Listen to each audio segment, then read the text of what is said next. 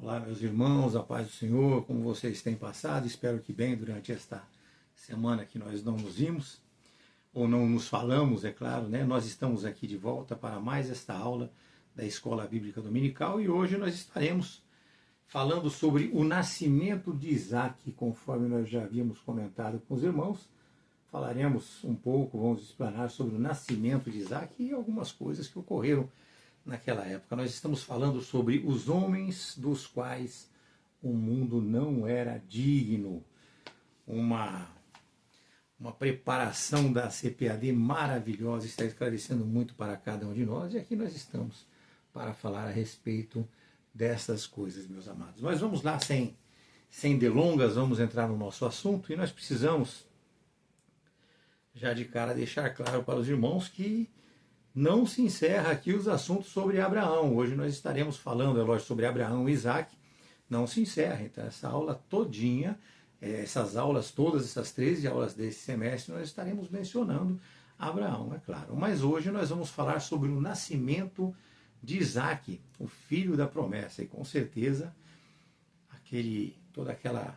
aquelas pessoas que envolvem todas essas questões sobre Abraão estarão aqui nesta aula mencionadas. Este contexto, meus amados, que nós estamos estudando, traz consigo que tantas informações importantes que nós estudaremos de uma maneira até um pouco mais aprofundada, mas existem muitas questões ainda que nós poderíamos nos aprofundar, mas eu quero me ater ao sentido que nós estamos trazendo nessas leituras para os irmãos, nesses estudos para os irmãos. Ok? Então, o texto que é sugerido para nós estudarmos nesta noite está em Gênesis 21, de 1 a 7. E aqui nós vamos colocar alguns textos correlatos, algumas coisas que também estarão aqui sendo expostas para os irmãos. Mas vamos lá, vamos dar início a essa nossa aula. E de início, já no texto, fica muito claro que Deus, meus amados, ele cumpre exatamente o que ele promete. Deus, ele não se esquece, nós já temos visto isso, e ele age conforme ele já tinha dito. Ele age também no tempo determinado, tudo isso nós já estamos vendo. Não foi antes, não foi depois, foi no tempo certo de Deus. Abraão, meus amados, ele havia recebido a promessa lá em Gênesis 12, Gênesis 15, em Gênesis 17, houve as repetições dessa mesma promessa, e nós já estudamos a respeito de tudo isso. Mas o cumprimento, para ele ali, naquele sentido, parecia impossível. Nós precisamos aprender que Deus não trabalha com o nosso relógio. A demora era contínua, mas o tempo não é nosso, o tempo é o tempo de Deus. A espera, meus irmãos, ela nos testa, ela nos confronta muitas vezes, mas ela também nos amadurece.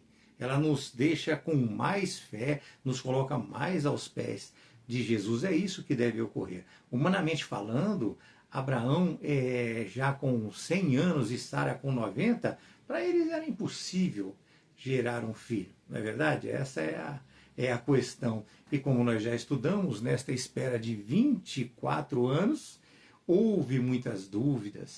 Sara se riu lá em Gênesis 18, no versículo 12. Houve a tentativa humana de ajudar a Deus, e assim acaba nascendo Ismael, lá em Gênesis, no capítulo 16, porque houve um período de aparente silêncio de Deus naquele momento. Mas mesmo assim, Deus permaneceu fiel. A espera, meus irmãos, não é perda de tempo. Nós precisamos entender isso. É, na verdade, um processo de formação, porque Deus, ele não está apenas preparando a promessa que nos vai ser entregue. Ele está te preparando, ele está me preparando, nos preparando para que nós possamos receber esta promessa. Isso está no versículo 6 e 7.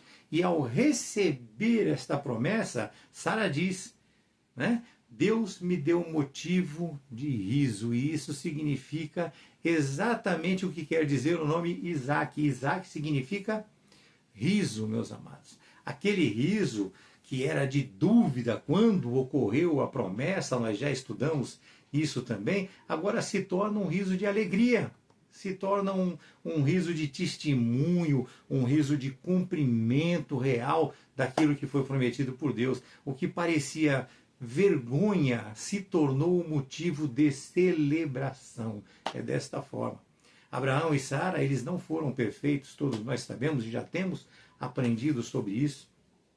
Mas como nós já vimos, Deus não depende da nossa perfeição. Né? Eles tiveram dúvidas, eles tentaram ajudar a Deus, eles erraram no caminho, mas Deus não anulou a promessa, porque ela está baseada exatamente no caráter de Deus e não na nossa performance nesta relação, neste relacionamento com Deus.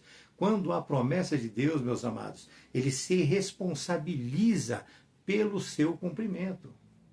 Não é esforço humano, não sou eu e nem você, não é uma coincidência, não é uma coisa natural, né? Foi de fato e é de fato intervenção divina, é desta forma. Irmãos, se Deus falou, o impossível perde toda a sua autoridade. Deus não esquece, Deus não se atrasa, irmãos, Deus não falha. Eu acredito que todos nós que aqui estamos somos cientes dessas coisas. E aqui eu acrescento aos irmãos que é fato que Jesus está voltando. Nós precisamos entender, ele está voltando. E embora para muitos com uma certa demora, o que traz dúvidas, é o material que nós estamos estudando, então nós precisamos entender e nós não podemos nos esquecer que esta promessa, da mesma forma como as outras que ele já cumpriu, também será cumprida. Portanto, nós precisamos nos arrepender dos nossos pecados, nós precisamos nos colocar aos pés de Jesus, verdadeiramente nos entregarmos a Ele, entendendo que tudo que nos é apresentado através da sua Escritura, que é inspirada por Ele, é fato, é verdade e é o que nos basta para crermos. Assim, traz a Escritura e esta é a palavra de Deus. Mas, voltando aqui, meus amados, para a nossa aula, após uma espera de quase 25 anos, veja, por um filho, uma espera de quase 25 anos, e na verdade era por um filho, mas era pela promessa divina, nós vemos lá em Gênesis 21, versículo de 8 a 14, o nascimento de Isaac. Né? Só que esse nascimento, meus amados irmãos, trouxe alguns conflitos, e nós vamos mencionar, vamos falar sobre eles também aqui para os irmãos. Sara viu que o filho de Agar zombava de Isaac. Como nós já estudamos, Ismael era filho do esforço humano, não fazia parte da promessa divina. Isso nós vimos lá em Gênesis, no capítulo 16. Enquanto Isaac ainda não era nascido. Mas fato é que o filho da promessa divina era o Isaac. Nós temos que ter isso na nossa mente. Essa zombaria não era apenas uma brincadeira, era um sinal de oposição e de demérito desta promessa feita por Deus. Gálatas 4:29 diz o quê? O que era nascido segundo a carne perseguia o que era nascido do Espírito. E nós precisamos aqui entender que sempre haverá conflitos entre a carne e a promessa, entre o humano e o divino. Os desejos carnais, meus amados irmãos, eles devem ser por nós controlados, devem ser controlados. Nós somos habitação de Deus, nós somos a morada do Espírito Santo e nós temos em nós a promessa de Deus. A grande pergunta para nós neste momento das nossas vidas é: quem controla a nossa vida? Quem é que controla a sua vida? Quem é que controla os seus desejos? Quem é que controla as suas ações? Quem é que controla os seus pensamentos? Nós precisamos entender isso. É a carne ou é o Espírito Santo? Que seja o Espírito Santo.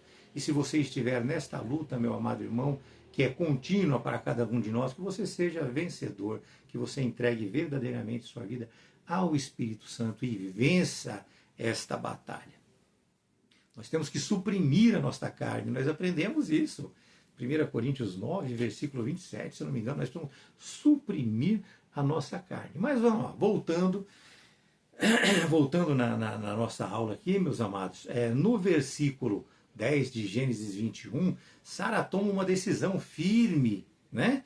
Sara toma uma decisão ali firme de ir e expulsar, e os expulsa, né? Porque Ismael, com aquela postura debochada dele, não poderia herdar junto com Isaac.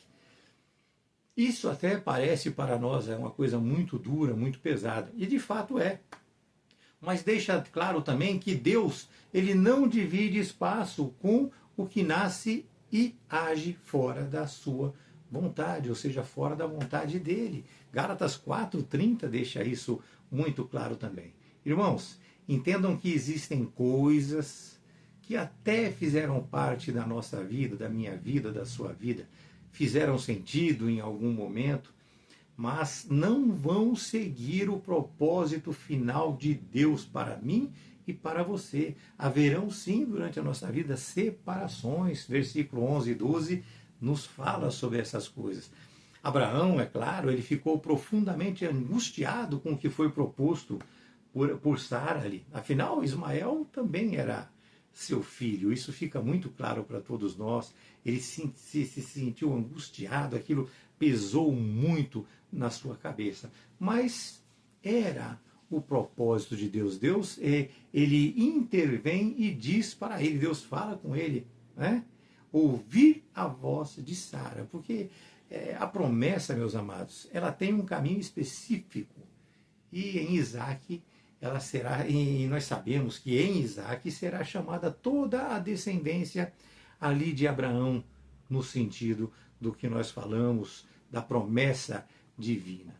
Né? E diz que quanto ao filho de Agar, ele faria dele também uma grande nação. Então Deus falou para ele que eu farei deles também uma grande nação. E assim, eles não seriam abandonados por Deus de maneira nenhuma. E aí Abraão teve condições de atendê-lo de uma maneira mais branda, de uma maneira mais tranquila, porque aquilo estava pesando em Abraão. É desta forma, meus amados, que nós temos que ver essas coisas. Ele, como pai da fé, creu verdadeiramente naquilo que Deus estava propondo para o seu outro filho Ismael. E assim, como Ismael zombava continuamente de Isaac, nós vemos hoje, né, vozes que tentam descredibilizar a promessa, descredibilizar a Escritura para nós mesmos, oferecendo para nós pensamentos de dúvidas, oferecem para nós pensamentos e pressões externas, situações contrárias, supostos erros que estão ocorrendo ou que estão na Escritura, supostos, porque nós conseguimos contestar todos conseguimos contestar todos. Alguns nós não contestamos por falta de conhecimento, mas são coisas que aprenderemos quando nós estivermos ao lado de Jesus, lá na eternidade. Ali nós veremos a verdade disso tudo.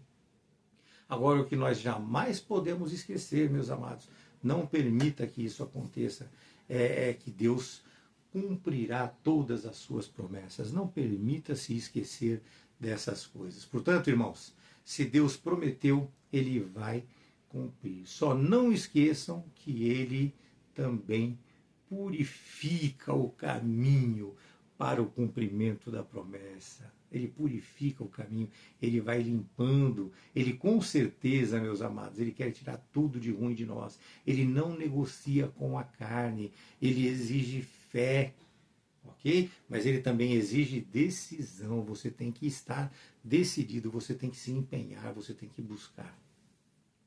E Abraão, meus amados, ali ele teve que tomar essa decisão, porque essa zombaria de Ismael é mais profunda do que parece. Né? Vamos buscar isso desde o começo para tentar trazer alguma coisa para os irmãos, para esclarecer um pouco mais aqui para os irmãos.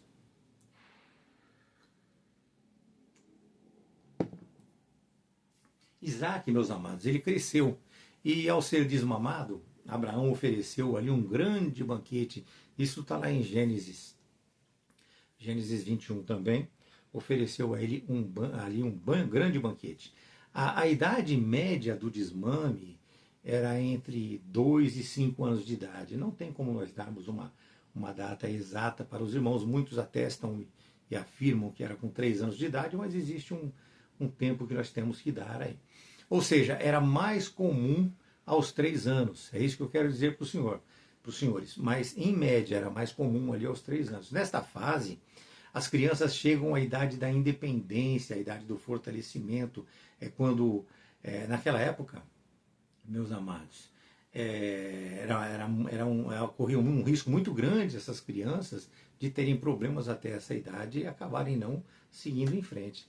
Neste momento, com 3 anos no momento do desmame, era o fim da dependência materna, era o início de uma maior resistência física. Né? Naquela época, a sobrevivência infantil era um desafio mesmo. Tempos difíceis, meus amados, tempos muito difíceis. Por isso Abraão fez aquele banquete. Esse banquete foi mencionado, esse tipo de banquete foi mencionado apenas uma vez na Escritura e é nessa que nós estamos falando aqui agora. Não era apenas ali uma festa familiar, era um ato de gratidão e celebração pela preservação da vida de Isaac. O desmame representou ali a maturidade inicial da promessa. Era a confirmação visível daquilo que Deus falou, meus irmãos. Isso começou a incomodar quem não nasceu da promessa. Infelizmente é desta forma. E assim, lá em Gênesis 21, no versículo 9, Sara viu Ismael zombando de Isaac. E aí cria-se essa polêmica, essa luta, cria-se esse problema todo. A palavra hebraica usada para zombaria era mesarek, que inclusive vem da raiz de Isaac, que é uma forma intensiva do verbo rir, que é o nome de Isaac. Então ela pode significar caçoar, zombar, brincar. Riso é de Isaac, mas ali era uma forma intensiva. É quase como um trocadilho, porque o nome é muito semelhante. E pela própria tradução, isso indica que Ismael ele estava rindo com escárnio ou ameaça à posição de Isaac como herdeiro. Né? E não brincando inocentemente, como a gente pode achar crianças mesmo, porque Isaac tinha 3 anos e Ismael já era bem mais velho do que ele. Não é verdade? Na verdade, ali já havia um conflito espiritual manifestado em atitudes. Nós precisamos ter os nossos olhos abertos para essas coisas. Porque Ismael, ele era o primogênito. Ele tinha os direitos, né, culturais. Ele tinha o direito como herança. Ele era o primeiro filho. E vendo Isaac ali, que iria pela promessa tomar o seu lugar, ele teve ciúme. Ele sentiu, ele teve esse sentimento de rejeição dentro dele e rejeitou verdadeiramente Isaac. E assim houve, por parte dele, essa resistência toda com relação ao que era escolhido. Ismael resistiu a Isaac. Abraão, meus irmãos, ele não era apenas o patriarca. Ele era o pai de Isaac, mas ele era também o pai de Ismael. Ele fazia parte de Abraão. Ismael fazia e fez parte de Abraão. Faz parte de Abraão. Ismael ele representava ali anos de convivência e a decisão de expulsá-lo foi moralmente muito difícil, exigiu muito dele. Abraão sofreu muito porque ele sabia que ao enviar Agar ao deserto, Ismael enfrentaria muitas incertezas. Abraão, nesta ação, meus amados, ele teria que abrir mão de algo que ele amava muito. E ele amava Ismael, sim, de verdade. E com isso nós vemos que obedecer a Deus, meus amados, nem sempre é confortável. Às vezes nós precisamos abrir mão daquilo que nós amamos. Quantos de nós aqui não abriu mão da família por abandonar, mas simplesmente mantém a família daquela maneira, tentando convencê-la sobre Jesus, mas está diretamente afastado, e não por nós, mas a família muitas vezes afastam-nos porque eles acham que nós não somos iguais a eles. É difícil, isso é muito doloroso, meus irmãos. Deus, meus irmãos, ele não ignora a dor, mas ele não abre mão do seu propósito. Gênesis 21, versículo 12 e 13 deixa isso muito claro. E o que Deus quis dizer a ele com tudo isso? Ele quis dizer que ele estava vendo a dor que Abraão estava sentindo, mas que ele não mudaria o seu plano. Né? E que também de Ismael ele faria ali uma grande nação. Isso abrandou o coração de Abraão, e Abraão conceituou e achou que deveria, achou ele. Conceituou, creu de fato em Jesus e assim ele agiu. Né? Ele sabendo que Deus ia cuidar de Agar, né? E ia transformar toda a consequência daqueles erros que eles cometeram em caminhos para eles, para os seus filhos. Então a separação, meus amados, ela dói, ela custa, ela exige fé. E sem dúvidas, o coração do homem sendo provado, e o coração sem dúvida, meus amados irmãos, o coração do homem, do ser humano, sendo provado neste sentido. Né? Neste sentido. E assim nós vemos que Deus ele mantém o seu propósito, ele mantém, ele não muda o seu propósito. Com isso nós podemos aprender muito, meus irmãos. Como, por exemplo, que nem toda dor é uma perda, né? Que algumas dessas perdas são podas feitas por Deus para nos limpar o caminho. Nós aprendemos também que a obediência, ela não dói, muitas vezes também ela não transforma se ela não doer. A obediência que não dói, ela não transforma. A pessoa muitas vezes não sente, ela se sente apacentada, querida, e acha que se Deus não está agindo na vida dela de uma maneira diferente, ela está indo bem na presença do Senhor. E não é assim. Nós precisamos nos corrigir. A palavra já está aqui, já está dada, já está posta. Nós temos que ler, aprender e viver esta palavra, a Escritura Sagrada, que mostra também que Deus não ignora sentimentos, mas que Ele prioriza os seus propósitos, e mostra que a promessa de Deus cresce mesmo em meio a lágrimas, meus amados. Chora,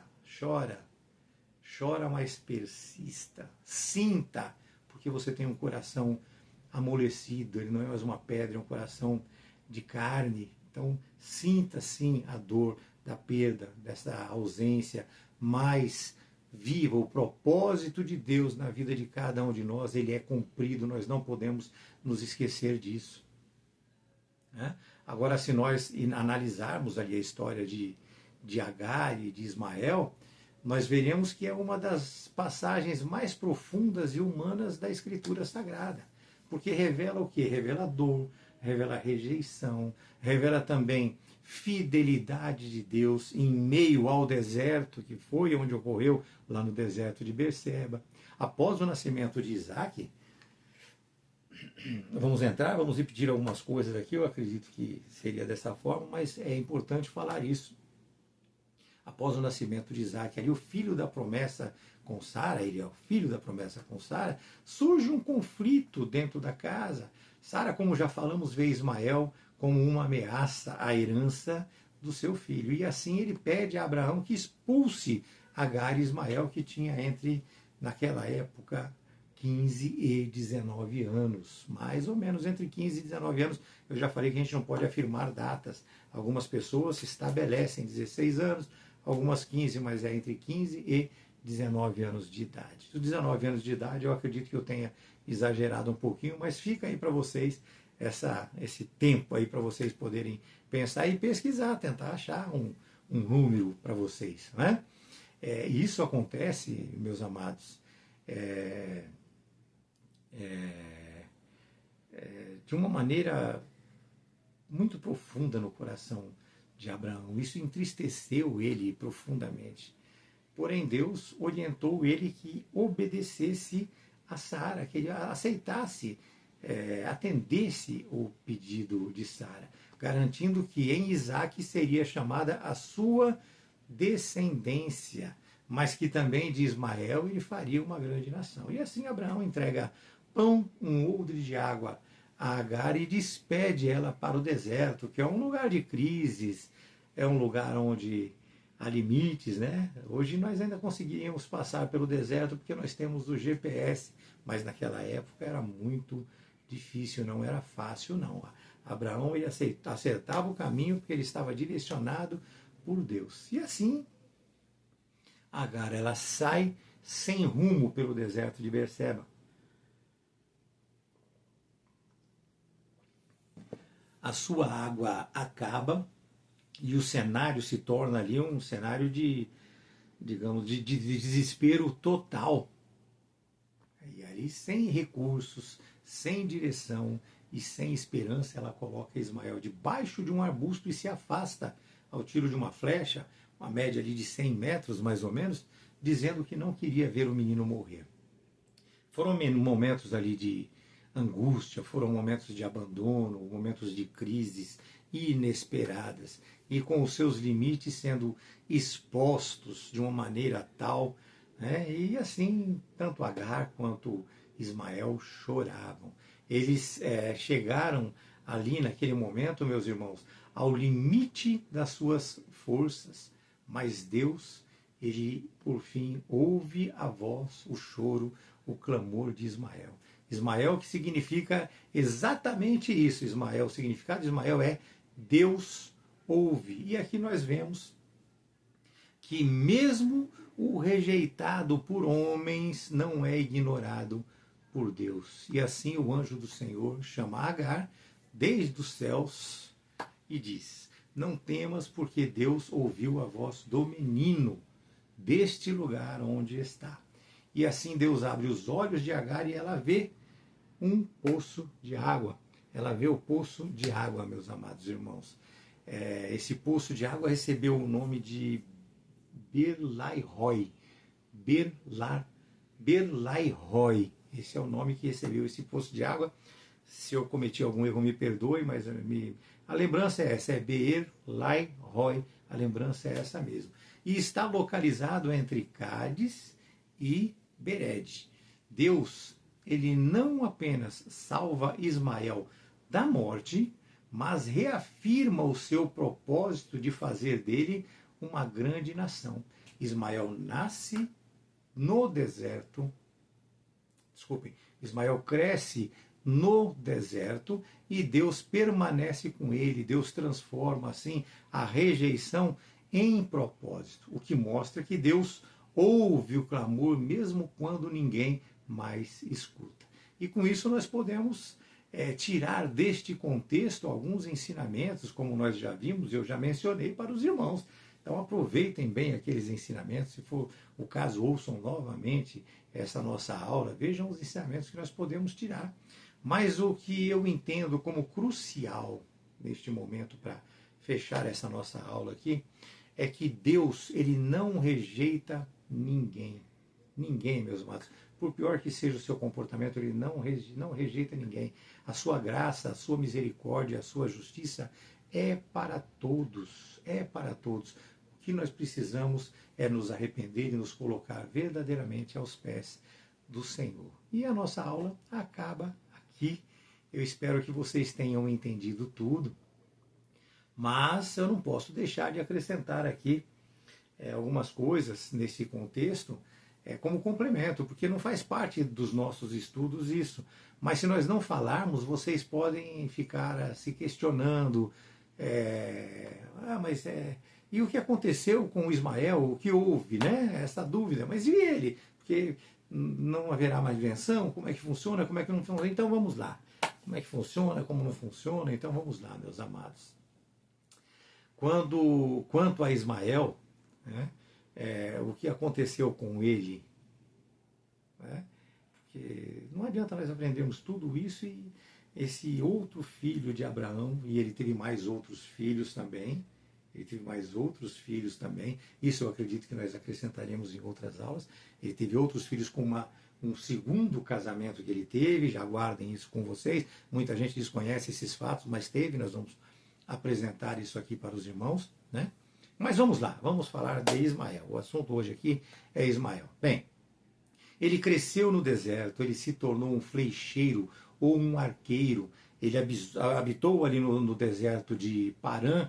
A sua mãe buscou uma esposa para ele lá no Egito, ou seja, ele teve uma vida nômade, que significa que ele sobreviveu em um clima hostil. Ele adquiriu habilidades de guerra, habilidades de caça. Vocês se lembram que foi posto isso, nós estudamos isso, que ele seria um homem de guerras? É isso. Ele se tornou uma grande nação, como nós vemos lá em Gênesis 25, de 12 a 18, dá uma lidinha lá, para a aula não ficar muito extensa, né? Ele foi pai de 12 filhos. Foi pai de 12 filhos. Eu acredito que eu consiga trazer para os irmãos aqui. Ele foi pai de 12 filhos. Ele foi pai de 12 filhos. Se eu esquecer algum aqui, eu me socorro aqui nas anotações que eu tenho. Mas ele foi pai de Nabaiote, ele foi pai de Quedar, ele foi pai de Adbeel, ele foi pai de Mibzão, ele foi pai de Misma, de Duma, de Massá, de Haddad, de Tema, de Getur, de Nafis e de Quedemá. E isso aponta para uma espécie de uma confederação tribal, algo muito comum no mundo antigo, ali no Oriente Médio, né? E como predito lá em Gênesis 16, 12, Ismael habitaria diante da face de todos os seus irmãos, e a sua mão seria contra todos, e a mão de todos seria contra ele. Então, seriam homens de guerra, é dessa maneira. Eles seriam povos independentes, guerreiros, e seria ali uma convivência com muitas tensões e conflitos tribais. Não há evidência histórica, meus amados, nem provas arqueológicas diretas dizendo esse aqui é Ismael ou aquele ali é Ismael. Mas existem fortes conexões indiretas sobre os ismaelitas, inclusive nas escrituras, como nós vemos lá em Gênesis 37, no versículo 25, porque foi a eles que os irmãos de José venderam a José, né? Existem também registros assírios do século 8 e do século 9 antes de Cristo, meus amados irmãos, que mencionam tribos como a tribo de Quedar, que é um dos filhos de Ismael. Joséfo também escreveu que os ismaelitas habitaram desde o rio Eufrates até o Mar Vermelho e que deram o nome à ação árabe.